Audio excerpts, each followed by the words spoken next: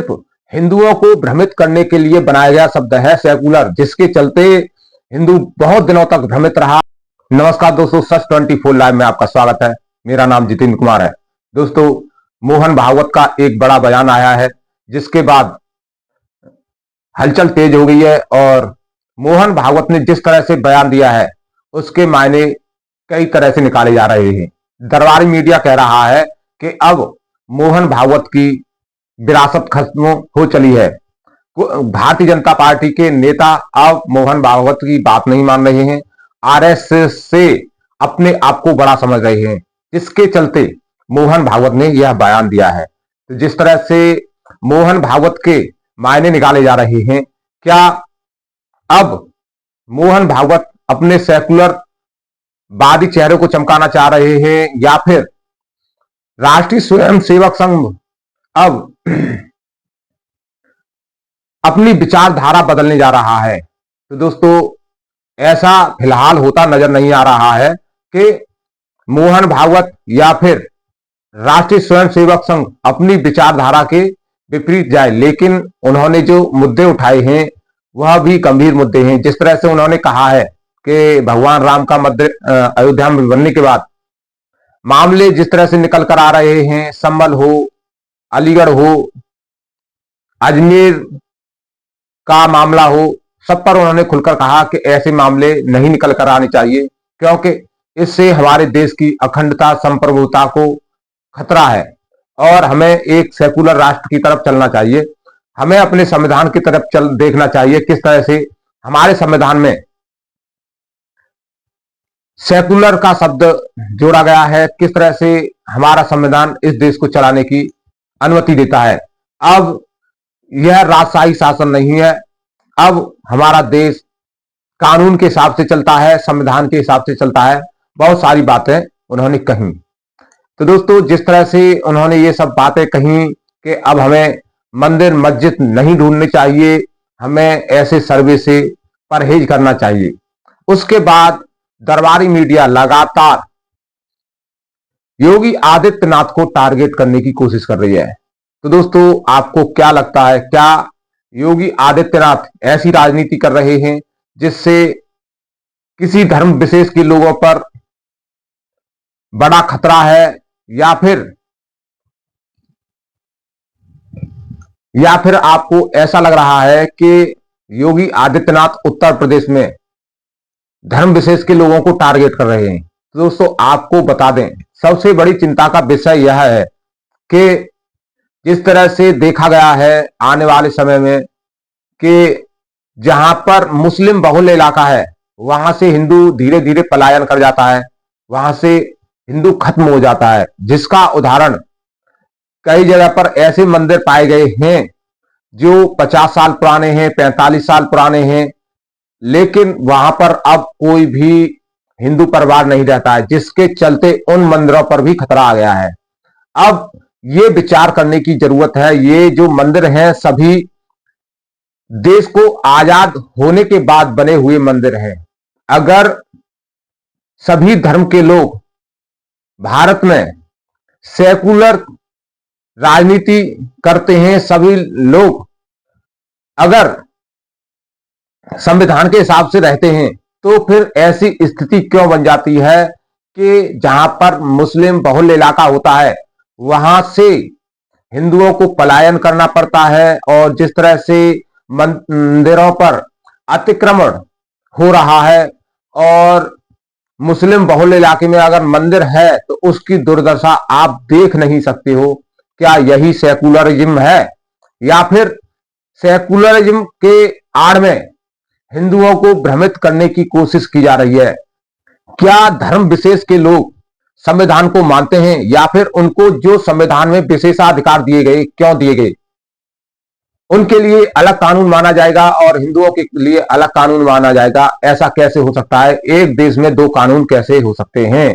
एक देश एक संविधान होना चाहिए, लेकिन जब हिंदू अपने धर्म की बात करता है, अपने हक की बात करता है, तो इस सेकुलर शब्द का सहारा लेकर बड़े बड़े राजनीतिक लोग अपनी राजनीतिक रोटियां सेकते हैं। क्या अब वह स्थिति नहीं आ गई है कि जहां पर मुस्लिम बहुल इलाके हैं वहां से हिंदू भाग रहे हैं या भाग चुके हैं, इनका जवाब कौन देगा?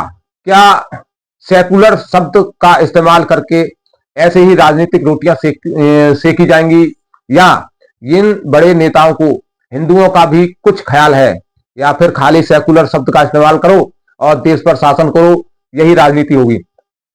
तो दोस्तों ये बताइए कि कहीं ऐसा तो नहीं कि कुछ लोग योगी आदित्यनाथ जी के बढ़ते हुए चेहरे को देखकर, उनकी हिंदूवादी नीतियों को देखकर घबरा रहे हों कि हम वो कार्य नहीं कर पाए जो योगी आदित्यनाथ जी कर रहे हैं।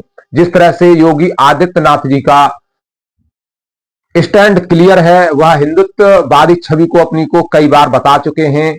वह जिस तरह से राज्यसभा में खड़े होकर संभल की बात करते हैं, हिंदुओं की बात करते हैं, उन्होंने जिस तरह से कहा कि कुछ लोगों को भगवान राम का नाम उत्तेजित लगता है, तो क्या हिंदू भाइयों को अल्लाह अकबर का नाम उत्तेजित नहीं लगना चाहिए?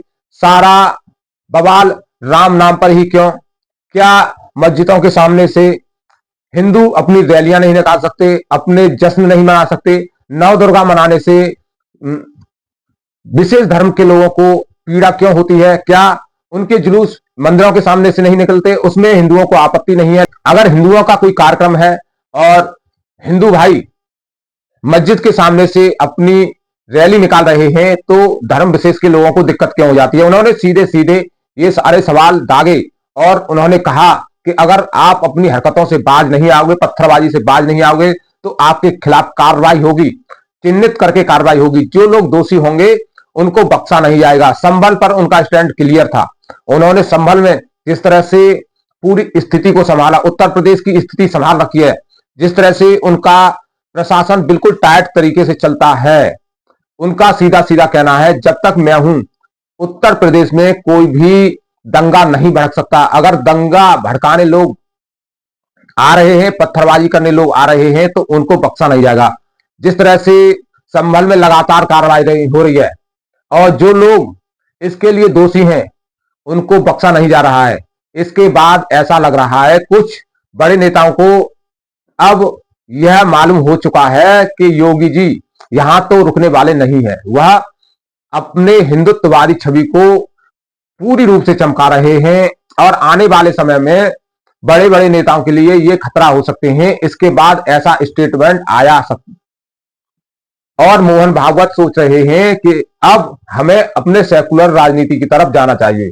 सेकुलर राजनीति का मतलब है हिंदुओं को भ्रमित करना, और सेकुलर के चलते ही हिंदू भ्रमित रहा है। जिस तरह से हिंदुओं के साथ धोखा हुआ उसके लिए कांग्रेस जिम्मेदार थी, और कांग्रेस का आप इस समय पर हाल देख ही सकते हैं किस तरह से हिंदुओं ने कांग्रेस को नकार दिया है और लगातार वह कोशिश कर रही है कि वह सत्ता में आ जाए, लेकिन सत्ता में नहीं आ पा रही है। माननीय योगी आदित्यनाथ जी की उत्तर प्रदेश में दूसरी बार सरकार बनी और मोदी जी केंद्र में तीसरी बार प्रधानमंत्री बने। यह सीधे सीधे दर्शाता है कि अब हिंदू जाग चुका है और सेकुलर जैसे शब्दों के भ्रम जाल में नहीं फंसेगा। वह अपने सनातन की बात करेगा, हिंदुत्व की बात करेगा, लेकिन सेकुलर के भ्रम जाल में नहीं फंसेगा। यह तो सिर्फ हिंदुओं को भ्रमित करने के लिए बनाया गया शब्द है सेकुलर, जिसके चलते हिंदू बहुत दिनों तक भ्रमित रहा, अपने हक की बात नहीं कर सका, अपने मुद्दों पर बात नहीं कर सका।